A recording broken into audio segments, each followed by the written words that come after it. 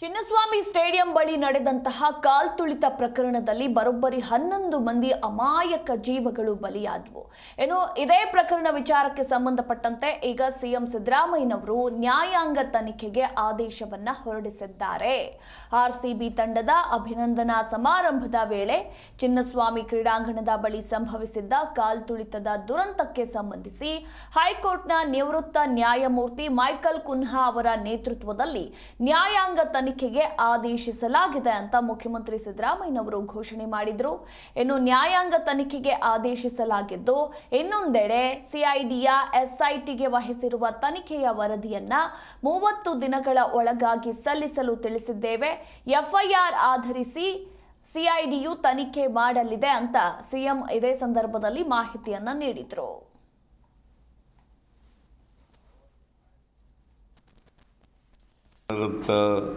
ಅಹಿತಕರ ಘಟನೆ ಬಗ್ಗೆ ಸುದೀರ್ಘವಾಗಿ ಚರ್ಚೆ ಮಾಡಿದ್ದೀವಿ, ಬಹಳ ಗಂಭೀರವಾಗಿ ಚರ್ಚೆ ಮಾಡಿದ್ದೀವಿ. ಚರ್ಚೆ ಮಾಡಿ ನಾವು ಕೆಲವು ತೀರ್ಮಾನಗಳನ್ನು ಮಾಡಿದ್ದೀವಿ.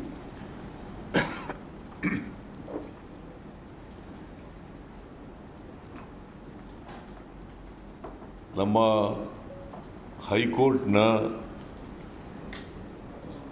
ಮಾಜಿ ನ್ಯಾಯಾಧೀಶರಾದಂಥ ನಿವೃತ್ತ ನ್ಯಾಯಾಧೀಶರಾದಂಥ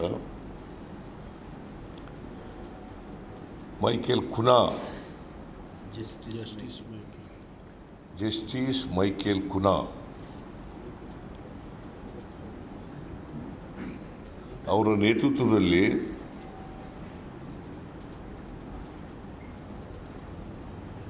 ಒನ್ ಮ್ಯಾನ್ ಕಮಿಷನನ್ನು ಅಪಾಯಿಂಟ್ ಮಾಡಿದ್ದೀವಿ.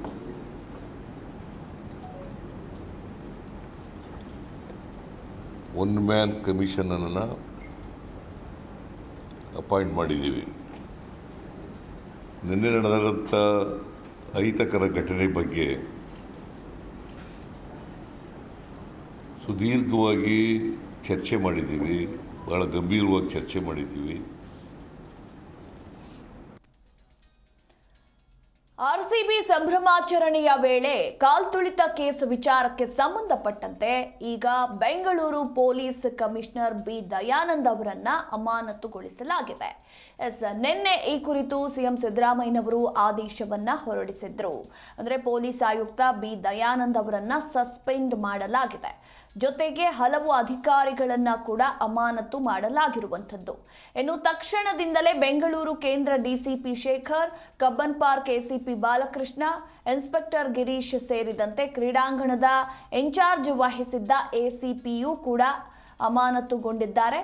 ಇದಕ್ಕಾಗಿ ಆರ್ಸಿಬಿ ತಂಡ ಬೆಂಗಳೂರಿನಲ್ಲಿ ಅಭಿಮಾನಿಗಳೊಂದಿಗೆ ಸಂಭ್ರಮಾಚರಣೆ ನಡೆಸಲು ಮುಂದಾಗಿತ್ತು. ಆದರೆ ಈ ಸಂಭ್ರಮಾಚರಣೆಯೇ ದುರಂತಕ್ಕೆ ಕಾರಣವಾಗಿದೆ.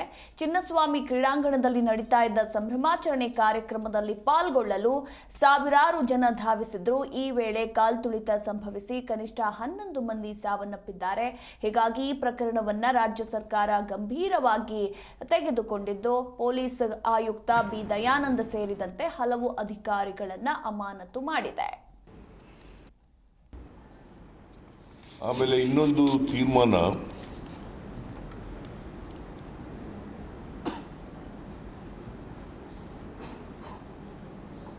ಕಬ್ಬನ್ ಪಾರ್ಕ್ ಪೊಲೀಸ್ ಸ್ಟೇಷನ್ನ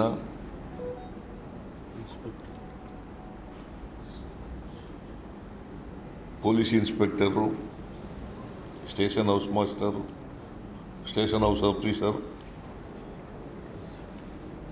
ಮತ್ತು ಆ ಭಾಗದಲ್ಲಿ ಬರ್ತಕ್ಕಂಥ ಎಸಿಪಿ,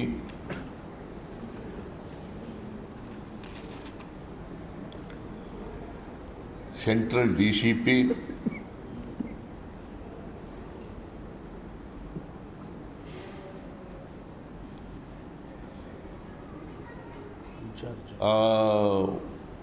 ಕ್ರಿಕೆಟ್ ಸ್ಟೇಡಿಯಂನ ಇನ್ಚಾರ್ಜ್,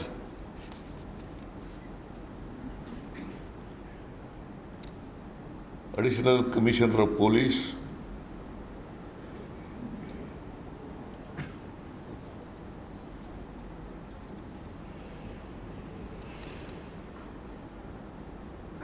ಮತ್ತು commissioner of police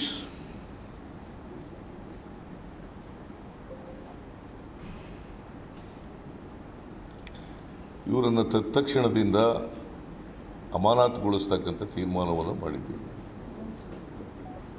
I repeat, ತಪ್ಪರ್ಗಿಲ್ಬಿಟ್ಟಿರೋ ಮೇಲೆ CPI Cubbon park police station, ACP of that particular area, Assistant Commissioner of Police, Deputy Commissioner of Police, Central,